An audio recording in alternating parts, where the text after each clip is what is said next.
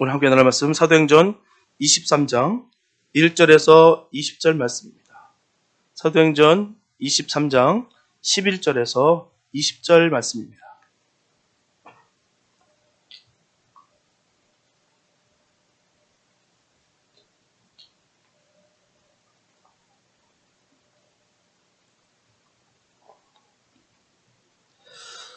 사도행전 23장 11절에서 20절입니다. 주님의 귀한 말씀 봉독해 올립니다.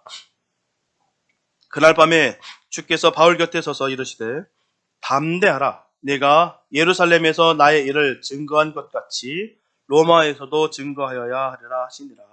날이 새매 유대인들이 당을 지어 맹세하되 바울을 죽이기 전에는 먹지도 아니하고 마시지도 아니하겠다 하고 이같이 동맹한 자가 40여 명이더라. 대제사장들과 장로들에게 가서 말하되 우리가 바울을 죽이기 전에는 아무것도 먹지 않기로 굳게 맹세하였으니 이제 너희는 그의 사실을 더 자세히 알아볼 양으로 공회와 함께 천부장에게 청하여 바울을 너희에게로 데리고 내려오게 하라. 우리는 그가 가까이 오기 전에 죽이기로 준비하였노라 하더니 바울의 생질이 그들이 매복하였담을 듣고 와서 영문에 들어가 바울에게 고한지라. 바울이 한 백부장을 청하여 가로되 이 청년을 천부장에게로 인도하라. 그에게 무슨 할 말이 있다 하니 천부장에게로 데리고 가서 가로되 죄수 바울이 나를 불러 이 청년이 당신께 할 말이 있다 하여 데리고 가기를 청하더이다 하며 천부장이 그 손을 잡고 물러가서 종용이 묻되 내게 할 말이 무엇이냐. 대답하되 유대인들이 공모하기를 저희들이 바울에 대하여 더 자세한 것을 묻기 위함이라 하고 내일 그를 데리고 공회로 내려오기를 당신께 청하자 하였으니. 아멘. 세상에 아무리 능력이 출중하고요 부와 명예를 모두 갖춘 사람일지라도 고난은 너무나 힘들고 어렵습니다. 뿐만 아니라 고난을 겪고 싶어하는 사람도 절대 없을 거예요. 할 수만 있으면 고난을 다 피하고 싶어합니다. 하지만 인생을 살다 보면 그렇습니까? 우리는 누구나 고난을 만나게 된다는 것이죠. 성도라고 해서 고난 없이 안전지대에 사는 것은 아닙니다. 간혹 성도들 중에서도요, 고난의 무게로 저녁에 잠자리에 누울 때 아침이 안 왔으면 좋겠다라는 그 심정으로 자리에 눕는 분들이 있을 수 있습니다. 이렇게 살 소망까지 끊어지는 고난 가운데 있는 분들이 성도들 중에서도 많다는 거예요. 분명한 것은 믿음이 좋은 사람에게도 고난은 옵니다. 지금은 고난이 없어도 앞으로 무슨 일이 일어날지 아무도 알 수 없습니다. 하지만 고난을 어떻게 다룰 것인가에 따라서 인생이 달라진다는 거예요. 고난이 우리를 지옥과 같은 곳으로 끌고 갈 수도 있고요. 고난을 통해서 우리가 축복의 길로 갈 수도 있습니다. 고난이 우리의 삶을 지옥과 같은 삶을 살게 하든지 아니면 천국과 같은 삶을 살게 합니다. 일반적으로 고난이 찾아올 때 많은 사람들은 힘들어하고 또한 절망합니다. 때로는 분노하고 원망하고 불평합니다. 그 이유는 고난의 모든 초점을 맞추기 때문이에요. 그래서 문제와 아픔과 상처밖에는 볼 수가 없게 돼요. 거기에 집중함으로 말미암아 다른 걸 볼 수 없게 만듭니다. 그러므로 시선을 고난에 맞추면 고난에 집중하지만 고난 속에서 하나님을 바라보게 된다면 주님의 뜻과 길이 보이게 되는 거예요. 우리는 고난을 당하면 하나님으로부터 떨어져진 것이다 라고 생각하지만 절대 그렇지가 않습니다. 고난으로 인해서 하나님께 더 가까이 나아가게 되는 것이에요. 많은 사람들은 고난을 당하면 하나님으로부터 분리되는 것으로 생각합니다. 하나님께서 떠나버리시고 밀쳐버리시는 것이다 라고 생각한다는 거예요. 그러나 절대로 그렇지가 않습니다. 하나님께서는 고난 속에서 우리에게 더 가까이 다가오십니다. 분명하게 고난은 하나님께서 우리로부터 멀리 떠나시는 것이 아니에요. 오히려 우리 가까이 오시는 것입니다. 시편 119편 71절에 보면 고난 당하는 것이 내게 유익이라 이로 말미암아 내가 주의 율례들을 배우게 되었나이다 라고 고백하고 있습니다.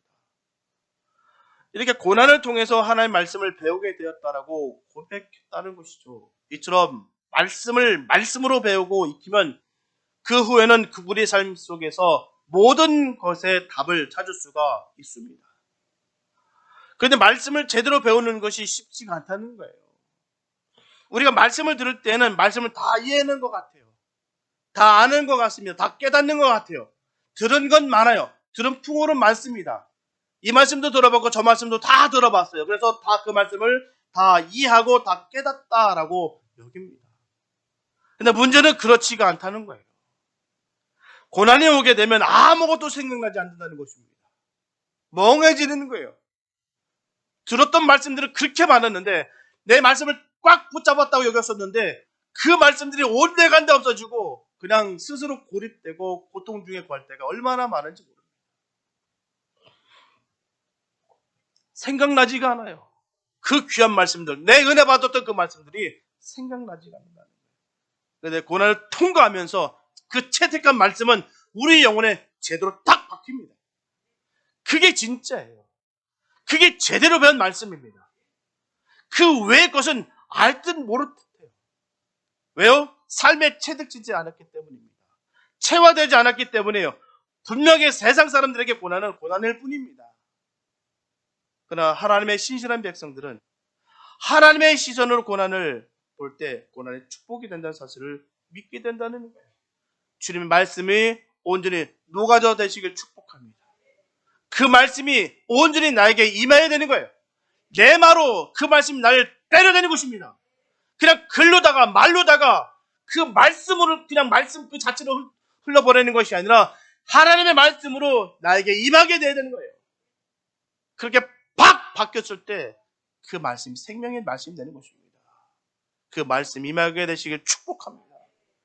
그 말씀 가운데 늘 삶과 말씀이 하나 되시기를 예수의 이름으로 축복합니다. 그래서 하나님께서 협력과의 선을 이루시고 궁극적인 승리를 약속하신 말씀을 우리가 믿어야 될 줄 믿습니다. 하나님께서 우리의 삶을 책임져 주실 것이다라고 꼭 믿으시기 바랍니다. 그러므로 하나님의 백성들은 고난에 대해 주님께 초점을 맞추게 되는 귀한 시간이 되는 거예요. 영적 근육을 키워가는 복된 과정으로 여기시길 축복합니다. 오늘 본문에서도 보게 되면 선교 여행을 성공적으로 끝낸 사도 바울은 각처의 성도들의 그 기도와 만류 가운데서도 불구하고 다시 예루살렘으로 돌아왔어요. 이때 예루살렘에서는 사도 바울의 그 선교에 대해서 악의를 품고 있었던 바로 이 대제사장과 사두개인과 그리고 바리새인들이 똘똘 뭉쳐서 사도 바울을 죽일 음모를 지금 꾸미고 있었다는 거예요. 하지만 도리어 사도 바울은 그들에게 복음을 전할 기회를 2번이나 갖게 됩니다. 이에 더욱 격분한 유대인들은 40여 명으로 구성된 이 유대교의 비밀 결세된 이 시칼이 바로 암살단을 조직해서 이제 막 암살을 시행할 만반의 준비를 다 갖췄어요. 그러나 사도 바울의 생질이 이 사실을 알고 신속히 사도 바울에게 전하였고요. 천부장의 도움으로 말미암아 사도 바울의 신변은 더욱 안전해졌다는 것이에요. 주님께서는 사도 바울이 로마군에게 잡혀간 그날 밤에 나타나셔서 예루살렘에서의 증거를 로마에서도 하여야 된다는 말씀을 전해주셨습니다. 즉 이것은 곧 하나님은 사도 바울을 로마에 보내기 전에는 어느 누구도 그의 머리털 하나 상하지 못하게 하시겠다라는 의미인 거예요. 내가 너를 지켜주겠다. 내가 너를 끝까지 함께하겠다. 그 말씀인 것입니다. 오늘은 정확하게 섭리 가운데 역사하시는 그 주님의 놀라우신 그 역사심을 온전히 생각하시면서 주님의 도우심을 받는 사명자의 그 안전함과 계획하심에 대해 우리가 생각해보는 은혜의 시간이 되었으면 참 좋겠습니다. 첫째, 주님의 자녀들은 담대함으로 살아야 돼요. 사도 바울은 다메섹 도상의 변화 이후에 복음을 위한 하나님 일꾼으로 충성스럽게 그렇게 살아왔습니다. 그런데 이제 예루살렘에서도 복음을 전하였고 이방인의 손에 넘겨졌으니 사역이 끝난 것으로 여기지 않을 수가 없었어요. 이제 완전히 꽁꽁 묶였습니다. 지금까지는 정말 주의 은혜 가운데 사역의 그 길들이 활짝 열려서 승승장구했어요. 그런데 지금은 온전히 꽁꽁 묶여 있었다라는 것입니다. 그러로 인하여 지금 모든 사역이 끝난 것으로 여겨졌다는 거예요. 40여 명의 유대인들은 이제 사도 바울을 죽이려 동맹했어요. 경건하고 능력 있던 사도 스데반도 바로 이 유대인들의 결에 의해서 순교를 당했습니다. 그리고 빛 대신 예수님께서도 십자가에 못 박게 하소서라는 그 유대인들의 그 한결같은 외침 때문에 십자가에서 죽으셨어요. 근데 사도 바울도 이제 당을 지어 바울을 죽이기 전에는 먹지 않기로 굳게 맹세하는 유대인들에 의해서 이제 생명의 위협을 받고 있는 것입니다. 이처럼 불의한 역사의 반복은 사람들이 악하고 불의한 성품을 담는 데서 비롯됐다는 거예요. 그러나 역사는 불의한 역사만 반복되지 않습니다. 불의한 자들을 벌하시는 하나님의 심판을 유보시키고 있을 뿐 어디서든 인간의 불의가 극에 달하는 곳에든 반드시 심판이 임하게 됩니다. 시편 12편 8절에 보게 되면 비루함이 인생 중에 높아지는 때 악인이 첫 행행하는도다 라고 말씀하고 있어요. 참으로 다윗의 탄식처럼 유대 사회는 지금 비루한 지도자들이 들고고 악인이 행행하고 있습니다. 극에 달했다는 거예요. 권력자가 불의를 위해 협조하는 일들이 오히려 당연히 여겨지는 오늘 우리의 현실과 다를 바가 없습니다. 문제는 이처럼 불의를 위해 똘똘 뭉친 자들을 대항하는 우리의 자세인 거예요. 이런 악한 세대에 우리가 어떻게 살아가야 될까? 너무나도 절망 가운데 있는 이런 시대에 우리는 과연 성도로서 어떤 삶을 살아가야 될 그 자세가 명확해야 된다는 것이죠. 이런 살인 음모가 계획하는 동안에 매여 있는 그 사도 바울에게 주님께서 찾아오셨어요. 그리고 바울 곁에 서서 천천히 말씀하고 계십니다. 주님께서는 담대하라. 네가 로마에서도 증거해야 된다. 주님이 이 말씀으로 그에 대한 계획이 아직 남아있음을 확신시켜 주셨어요. 넌 이곳에서 끝난 것이 아니라 아직도 할 일이 있다. 복음의 결과를 칭찬하신 것도 아니었고요. 곧 풀려날 것을 말씀하신 것도 아니었습니다. 단지 그의 남은 사역이 로마에서의 복음을 증거하는 그 한 가지를 알려주셨어요. 거의 죽음을 각오했던 사도 바울에게 이것은 너무나 기쁜 소식이 아닐 수 없습니다. 이제 끝났다 이겼어요. 이제 여기서 이제 죽게 되는구나. 그런 그에게 주님 찾아오셔서 아직도 사역이 남았다라고 담대하라고 주님 말씀하셨다는 거예요. 그래서 그는 기뻐하지 않을 수가 없었다는 것입니다. 그의 생명이 잠시나마 연장될 수 있다는 사실이 기뻐하는 것이 아니에요. 자기에게 아직도 사명의 기회가 남아있다는 그 사실 때문에 그가 기뻐했다는 것입니다. 그것도 그가 그처럼 바르고 소원했던 바로 로마행이라는 것이 더욱 기쁜 사실이었다는 거예요. 우리에게도 이런 은혜가 있게 되시기 바랍니다. 나에게 아직도 사명 주시는 것에, 아직도 일할 것이 있다는 것에 감사가 있기를 축복합니다. 상황과 형편 속에서 내가 그 좌절 가운데 있는 것이 아니라 그래도 내가 아직도 내게 맡기신 일이 있다는 것이 얼마나 감사한지요. 그 은혜가 있게 되시길 축복합니다. 크고 작은 일은 중요치 않아요. 주님께서 우리에게 허락하신 것이 귀한 것입니다. 그 은혜가 있게 되시기 바랍니다. 그 기쁨이 늘 있게 되시기 바랍니다. 여기서 중요한 사실은 그날 밤 그 차디찬 감방 속에 갇혀있던 사도 바울에게 주님께서 가장 먼저 하신 말씀이 담대하라는 말씀이었어요. 담대하라. 이 담대하라는 이 말, 이 헬라 동사 다르세오라고 되어 있는데 용기를 가지라는 의미예요. 용기를 가지라. 로마군 요새 감방 속에 홀로 갇힌 사도 바울이 절망에 빠지지 않고 용기를 지니고 담대함은 더없이 중요했어요. 매맞고 찢기고 상처 가운데 있었던 그에게 그 어떤 것도 아닌 중요한 것이 바로 주님으로 인하여 담대하라는 그 음성이었다는 거예요. 곁에 계시며 담대하게 하시는 주의 위로는 외롭게 메어있던 그 사도 바울에게 큰 힘과 용기가 되었다는 것입니다. 저 여러분들 그 은혜가 있게 되시길 축복합니다. 주님께서 늘 우리에게 다가와서 담대하라, 그 은혜를, 그 음성을 듣게 되시기를 예수 이름으로 축복합니다. 세상에 그 어떤 위로일지라도 위로받지 못합니다. 주님의 위로가 진정한 위로인 거예요. 주님으로 인하여 그 복을 받고 은혜를 받고 그 위로를 받는 역사가 있게 되시기를 축복합니다. 그 힘으로 살아가는 거예요. 오늘날도 진리를 행하다가 무고히 어려움을 겪는 성도에게 주님께서는 나타나십니다. 나타나셔서 고난받는 성도들에게 위로와 용기와 평안을 주시면서 대적자들에게는 그들의 모든 악행을 무력케 하신다는 거예요. 하나님의 은혜를 누리시길 바랍니다. 하나님의 자녀들은 머리털 하나 세하지 못하게 합니다. 그 주님만 바라보시면서 늘 승리하시는 저런 되시기를 예수 이름으로 축복합니다. 둘째, 반드시 주님의 계획대로 운행하게 되어 있다는 거예요. 본문 20절에 보면 유대인들이 공모하기를 당신이 바울에 대하여 더 자세한 것을 묻기 위함이라 하고 라고 말씀하고 있어요. 이 말씀을 현대인의 성경 버전을 보게 되면 더욱 쉽게 우리가 이해가 됩니다. 유대인들이 바울에게 좀 더 자세히 조사하려는 것처럼 하여. 이들은 지금 천부장인 클라우디오 루시아에게 유대 공회가 사도 바울에 대해서 자세히 알기 원하니 사도 바울을 좀 보내주십시오 라고 청원하는 거예요. 우리가 지금 알 것이 좀 더 많습니다. 우리가 조금 더 캐물어 될 것이 있으니까 이제 조금만 보내주세요. 이 뜻인 것이죠. 그러나 이미 그들은 천부장이 사도 바울을 유대 공회에 보내면 암살단들이 매복하였다라가 지금 도중에 사도 바울을 죽이기로 계획을 다 세우고 있었습니다. 즉 거짓 송환장을 보내서 사도 바울이 호종되면 예루살렘에 오는 도중에 처치하겠다는 거예요. 생명을 빼앗겠다는 것입니다. 그 당시 사내들이는 사형을 언도할 권한이 없었고요. 그리고 로마 정부에서도 지금 사도 바울을 보호하려고 하는 것 같아서 이들은 이런 교활한 방법을 사용할 수밖에 없었다는 거예요. 다른 방법이 달려 없습니다. 사도 바울을 죽여야 되는데 다른 방법이 있지 않았다는 거예요. 그들의 목적은 오로지 사도 바울을 죽이는 데 있었습니다. 그래서 수단과 방법은 결코 중요치 않아요. 결과만 필요했던 것입니다. 사도 바울을 제거하는 것.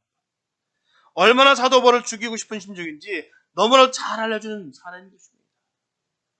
이들이 사도 바울을 살해할 목적의 배후에는 예수 그리스도에 대한 적대 감정이 도사리고 있었다는 거예요. 예수가 너무너무 미웠다는 것이죠. 그들은 자신들이 그렇게도 대망하였던 그 메시아가 예수라는 사실이 너무너무 싫었던 것입니다. 그것은 자신들의 잘못을 인정하는 것이에요. 그러므로 기득권의 상실을 의미하는 것이었습니다. 괴리감이 사람이 크면 클수록 사람은 더욱 잔인하게 대응합니다. 왜요? 인정하면 안 되니까. 인정하게 되면 모든 것이 다 무너지기 때문입니다. 인정하면 자신의 거우가 드러나기 때문이에요. 그렇기 때문에 대개 사람들은 다른 사람들에게 어떻게든 책임을 전개해서 자신의 정당성을 주장하려 한다는 거예요. 더욱더 깊이 들어갑니다. 인정하지 않는다. 어떤 이유에도 사실은 살인은 정당화될 수 없습니다. 더군다나 40여 명이 한 명을 암살할 명분 어디에도 없다는 거예요. 그러나 유대인들은 이렇게 함이 율법을 지키는 것이고 하나님의 신적 권위를 사수하는 것이다 라고 생각한 것입니다. 그러나 그들은 이런 계획을 세움으로써 스스로 율법을 어기는 자들이 되고 말았어요. 즉 10계명 중 6계명에 살인하지 말지니라는 그 말씀을 스스로 어긴 것이었습니다. 하나님을 가장 잘 안다고 했던 유대인들이 메시아로서 예수님이 오셨음에도 그를 못 알아봤다는 거예요. 그러더니 이번에는 율법을 가장 잘 신봉한다고 말하면서 오히려 율법을 저버리는 어리석은 일을 범했다는 것입니다. 성도는 언제나 과정과 결론이 늘 선해야 되는 것입니다. 틀림없는 사실이에요. 과정을 무시하고 결론만을 중요하는 것은 세상에 나는 짓이에요. 우리가 늘 바라야 되는 것은 하나님께서 주신 그 사랑으로 말미암아 우리가 늘 거하는 것입니다. 하나님은 사랑이에요. 하나님은 정의로우십니다. 공의로우신 하나님이세요. 그렇기 때문에 우리가 늘 사랑하고 정의롭고 공의로워야 되는 것입니다. 누구에 의해서가 아니에요. 바로 주님으로 인하여 우리가 그래야 되는 것입니다. 모든 것이 다 선해야 되는 거예요. 성도의 가치가 선함으로 나타나야 되는 것입니다. 본문 16절에 보게 되면 바울의 생질이 그들이 매복하여 땀을 듣고 와서 영문에 들어가 바울에게 고한제라고 말씀하고 있어요. 성경에서 사도 바울의 혈족이 등장하는 유일한 구절입니다. 유대인들의 암살 계획은 생질의 그 신속한 제보로 사전에 발각됐어요. 사도 바울의 조카는 곧 로마군 요새에 갇혀있는 삼촌 사도 바울을 면회해서 그 사실을 알려줍니다. 사도 바울의 조카가 유대인 암살단의 모의를 알게 된 과정이나 그의 이름과 나이 등에 대해서는 아무도 설명하지 않고 있어요. 그러나 그 모든 것이 하나님의 이한 섭리였다라는 것을 알 수가 있습니다. 그 배후에는 하나님의 보호가 있었어요. 즉 하나님은 사도 바울에게 로마에서의 복음 전파 사명을 주었기 때문에 그를 예루살렘에서 죽도록 결코 내버려 두지 않으신 것입니다. 한마디로 사도 바울은 죽으려 해도 죽지 못할 사람이었습니다. 이런 사도 바울이었기 때문에 생질이 도구가 되어서 그 일에 쓰임을 받았다는 거예요. 하나님의 사명을 가진 자들은 그 사명이 끝나기 전까지는 결코 죽고 싶어도 죽지 못합니다. 결단코 죽지 않는다는 거예요. 그래서 엘리야는 어떻습니까? 까마귀를 통해서 구원을 받았어요. 다니엘은 어떻습니까? 그 사자굴에 서서도 구원을 받았습니다. 다윗은요, 사망의 음침한 골짜기에서도 구원을 받았습니다. 이처럼 하나님께서는 사명과 신앙에 투철한 자를 초자연적인 기적을 통해서라도 반드시 보호하시고 책임져 주신 것입니다. 그런 은혜, 그 하나님으로 인하여 받게 되시길 축복합니다. 하나님의 은혜가 함께하는 자들에겐 어느 누구도 할 수 없음을 늘 믿으시기 바랍니다. 하나님께서 지켜주세요. 하나님께서 지켜주시는데요, 누가 질 수 있겠습니까? 본문 말씀을 보게 되면 주님께서 차디찬 감방 속에 갇혔던 노년의 사도 바울에게 담대로 하셨던 말씀을 그 말씀 가운데 굳이 왜 감방에 갇혀 계셨을까? 그냥 갇히지 않게 해주신 것이 훨씬 더 좋지 않겠는가라는 의구심을 우리가 한번 품을 수 있습니다. 주님께서 막아주셨으면 될 건데 왜 굳이 그 고난의 자리로 주님께서 인도하셨을까? 그 차디찬 그 감옥 속에 갇혀서 말이에요. 그것도 젊은 사도 바울도 아닌 그 노년의 사도 바울을 말입니다. 그러고 나서 왜 뒤늦게 용기를 내어 담다라고 이렇게 격려하셨을까? 굳이 왜? 사도 바울을 권리시러 병도 주고 약도 주시는 것은 아닐까? 뭐 이런 생각을 해볼 수도 있습니다. 그런데 사도 바울이 예루살렘에서 로마군 요새 감방에 갇히지 않고 그냥 그가 자유로운 몸에 있을 때는 제국의 심령 로마에서도 주님의 증인이 될 새로운 미래를 얻을 수 없었다는 거예요. 왜냐하면 예루살렘에는 지금 바울을 죽이기 전에는 아무것도 먹지 않기로 굳게 맹세한 유대인들이 40여 명이나 지금 기다리고 있습니다. 그들은 사도 바울이 지나가는 길목에 기다리고 있다가 사도 바울을 죽이기로 구체적인 계획까지 다 세워두고 있었어요. 만약 그날 밤에 사도 바울이 예루살렘의 어느 민가에서 아주 편하게 밤을 또한 그 잠을 잤다고 한다면 그는 그날 밤에 쥐도 새도 모르게 아마 그들에게 암살당하고 말았을 것입니다.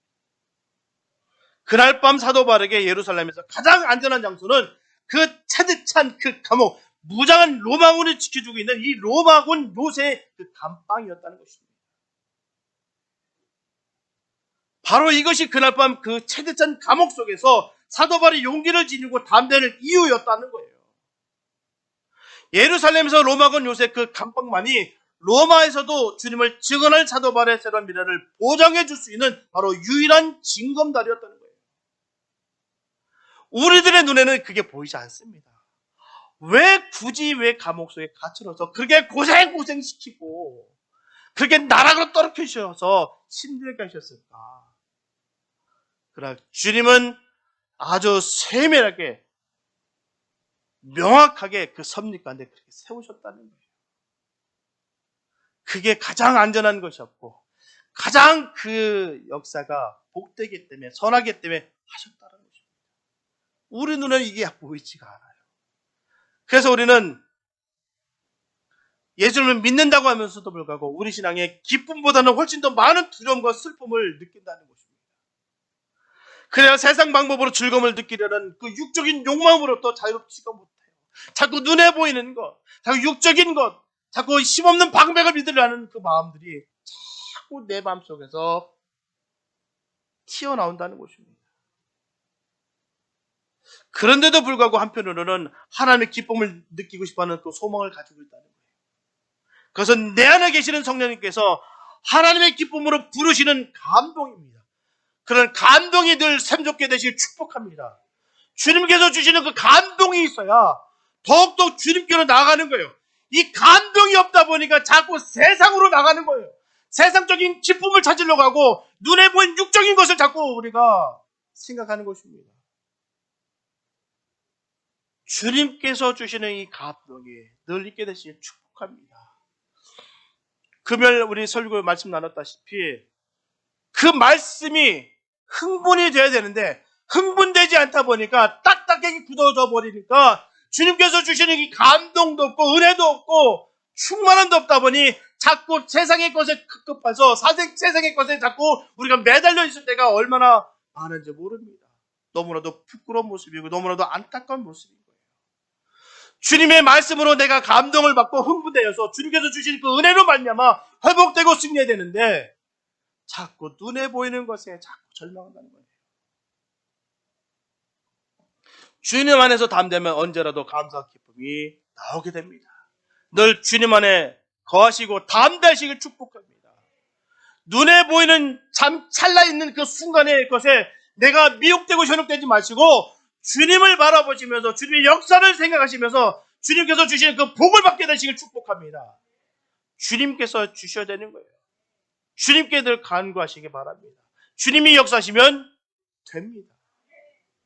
본장 23절에 보게 되면 백부장 둘을 불러 이르되 밤 제3시에 가이사랴까지 갈 보병 200명과 마병 70명과 창군 200명을 준비하라 하고, 이처럼 생질로부터 정보를 입수한 천부장은 사도 바울의 신변을 보호해 줍니다. 천부장은 그날 밤 제3시, 현재 우리 시간으로는 밤 9시입니다. 그 밤 9시에 사도 바울을 급비리에 가이사랴로 이동하기로 했어요. 전기가 없던 2000년 전의 밤 9시는 오늘날 9시랑 다릅니다. 2000년 전 9시는 모든 사람이 다 잠든 깜깜한 한밤중이었어요. 천부장은 2명의 백부장들에게 사도 바울을 위해서 중무정한 보병 200명과 마병 70명과 창군이 200명으로 구성된 이 완전 무장한 호위병들이 사도 바울을 에워싸면서 가이사랴로 호송해 간 거예요. 천부장이 40여 명의 암살단으로부터 사도 바울의 생명을 지키기 위해서 그 한밤중에 470명의 군인을 하여금 사도 바울을 경호하게 된 것입니다. 그럼으로써 예루살렘에서의 음모는 분쇄되었어요. 바로 이 길이 로마로 가는 길이 됩니다. 사명을 가진 사도 바울과 그를 지켜주시는 하나님의 손길이 참으로 오묘하게 합치되는 길입니다. 분명한 것은요, 주님의 증인을 살다가 억울하게 로마군 요새에 차듯한 이 감방에 갇힌 사도 바울이 자신을 제발 좀 가이사랴로 보내달라고, 로마 총독 좀 만나게 달라고 부탁한 적이 없습니다. 나를 제발 좀 이송해달라고 한 적이 없어요. 40여 명의 암살단원들이 길에 내뱉고 있다가 자신을 죽이려 한다는 그 조카의 말을 듣고서 사도 바울이 천부장에게 나에게 470명의 군인을 완전 무장해서 그 경호를 붙여달라고 요청한 적이 없다는 거예요. 문제는 그걸 요청한다고 해서 추락될 일이 아닙니다. 완전 무장한 군인, 그 당시에 최고의 군대였던 이 로마 군대, 이 로마 군단에 470명이 무장한 그 사람들을 경호받는다는 건 웬만한 권력자라도 470명의 경호원을 언급했다가 이 미친 사람 소리를 듣습니다. 나 좀 경호해달라고. 저 40명이 날 죽이려고 작정했으니 470명 정도, 그 정도는 지켜야 날 보호할 수 있으니 제발 좀 나를 보호해달라고 한 적이 없습니다. 그 말을 했다고 들어줄 로마 정부도 아니고, 인간의 상상을 초월하는 그 모든 일은 사도 바울의 의도나 계획과는 전혀 무관하게 전개되는 것입니다. 차디찬 감방 속에서 사도 바울이 한 일이라고는 다른 거 없습니다. 담대한 그 주님의 말씀을 쫓아서 그 절망적인 상황 속에서도 자기 자신을 온전히 주님 앞에서 바르게 추스는 것뿐이었어요. 주님을 믿는 것밖에 없었습니다. 주님 그대로 될 줄 믿습니다라고 주님께 간절하게 기도한 것밖에 없었어요. 그런데도 불구하고 주님께서는 사도 바울을 위해서 친히 그 모든 상황을 신묘막측하게 역사하시는 거예요. 있을 수 없는 일입니다. 철저하게 고립되고 철저하게 지금 죄인 신분된 그에게 이런 일들이 벌어지는 것은 사람의 일로는, 사람의 지혜로는, 사람의 능력으로는 할 수 없는 일이었어요. 하나님의 뜻이었다는 것입니다. 본문 속 사도 바울은 어떤 상황 속에서든 그리스도의 삶의 자세가 어떠한지를 그대로 일깨워주는 거예요. 주님 안에 늘 거하시기 바랍니다. 주님이 지켜주시면 됩니다. 주님을 믿으시기 바랍니다. 그게 진정한 믿음이 있는 거예요. 나는 할 수 없으나 주님께서 하실 수 있사오니 하나님의 섭리 가운데 내가 거하겠나이다. 이게 믿음이 있는 거예요. 그 믿음 가운데 이렇게 역사하시는 것입니다. 그런 은혜가 임하게 되는 것이에요. 요한복음 16장 32절과 33절에 보게 되면 십자가 죽음의 고난을 목전해서 제자들에게 주님 말씀하십니다. 보라, 너희가 다 각각 제 곳으로 흩어지고 나를 혼자 둘 때가 오나니 벌써 왔도다. 그러나 내가 혼자 있는 것이 아니라 아버지께서 나와 함께 계시느니라. 이것을 너에게 이름은 너희로 내 안에서 평안을 누리게 하려 함이라. 세상에서는 너희가 환난을 당하라. 담대하라. 내가 세상을 이겼노라. 주님께서 제자들에게 세상에서는 환난을 당해도 세상을 이기신 주님 안에서 담대하라고 말씀하셨어요. 그래서 주님께서 제자들에게 새로운 미래를 향한 그 십자가의 길로 담대하게 발을 내디라고 명령하신 것입니다. 주님과 함께하는 것보다 더 가치 있는 삶은 없습니다. 주님과 함께하는 곳이 세상에서 가장 안전한 곳입니다. 늘 주님 안에 거하시기 바랍니다. 주님의 역사하신 가운데 그 섭리 가운데 늘 거하시기 바랍니다. 주님을 믿는 그 믿음 가운데 온전히 그 믿음대로 될 줄로 믿습니다. 사랑하는 성도 여러분, 마태복음 10장 29절에서 31절 말씀 보게 되면 참새 2마리가 한 아사리온에 팔리는 것이 아니냐. 그러나 너희 아버지께서 허락지 아니하시면 그 하나라도 땅에 떨어지지 아니하리라. 너희에게는 머리털까지 다 새 신비가 되었나니 두려워하지 말라. 너희는 많은 참새보다 귀하니라. 우리를 창조하신 하나님께서는 우리의 각자의 머리카락 수까지 다 세고 계신다는 거예요. 하나님께서 그 정도로 우리의 사정과 형편을 세밀하고도 정밀하게 정확하게 알고 계신다는 말씀입니다. 그래서 주님께서는 제자들에게 이 세상에 그 무엇으로도 두려워하지 말라라고 주님 말씀하신 거예요. 하나님께서 우리의 머리까지 다 정확하게 세시는 그 능력으로 언제나 주님의 가장 선하신 방법으로 우리의 삶을 책임져 주실 줄 믿습니다. 우리가 살아가는 동안 때로는 원치 않는 고난을 당할 수도 있어요. 하지만 진리를 쫓고 선을 행하다가 고난을 당하는 것은 결코 창피한 일이 아닙니다. 그것은 도리어 자신의 삶을 하나님의 자녀로서 승화시키는 신앙의 행위인 것이죠. 두려워하지 마시기 바랍니다. 불의를 미워하시고 악을 미워하시고 늘 선한 것을 쫓으시고 주님의 기쁨이 되는 삶을 사시기를 축복합니다. 하나님께서 그 삶을 책임져 주시고 가장 선하신 방법으로 우리가 알지 못하는 그 놀라우신 그 신묘막측한 그 방법으로 우리를 지키시고 선하게 인도하실 것입니다. 그 하나님이 우리를 사랑하시고 우리를 사랑하실 때 끝까지 사랑하신다 하셨습니다. 세상 끝날까지 내가 너희들과 함께 하신다 하셨습니다. 그 주님과 늘 동행하시면서 늘 복된 삶 사시기를 축복합니다. 하나님은 귀한 것으로 지금 우리 앞에 다 예배하시고 인도하고 계십니다. 오직 그 주님을 늘 사모하시고 그 주님과 함께 동행하시면서 늘 승리의 삶을 살아가는 복된 주님의 사람들 다 될 수 있게 되시기를 예수님의 이름으로 축원합니다. 기도합니다. 사랑해 주님 감사합니다. 아버지, 주님의 은혜가 넘치기 원합니다. 우리는 알 수 없습니다. 고난이 닥친다 할지라도 그 고난 가운데 우리가 넘어지고 쓰러지고 절망 가운데 있는 것이 아니라 그 역사 가운데 있는 그 주님을 바라보면서 승리의 삶 살아가는 우리가 되게 하여 주시옵소서. 세상은 주님의 자녀들을 어찌할 수 없습니다. 반드시 주님께서 막아주고 지켜주시기 때문에 우리는 승리밖에 없습니다. 그 승리의 주님만을 온전히 찬양하고 경배하면서 주님 주신 그 능력으로 늘 승리만 있게 하여 주시옵소서. 어둠의 권세로 인하여 우리가 넘어지지 않도록 든든히 세워주시옵소서. 주의 영광이 임하게 도와주시고 예수 이름을 선포할 때마다 악한 사단의 무리가 박살날 줄 믿습니다. 주여 인도하여 주시고 영광 받아 주시옵소서. 주께서 인도하여 주심을 믿사고 우리를 원하신 예수님의 이름이 되었습니다.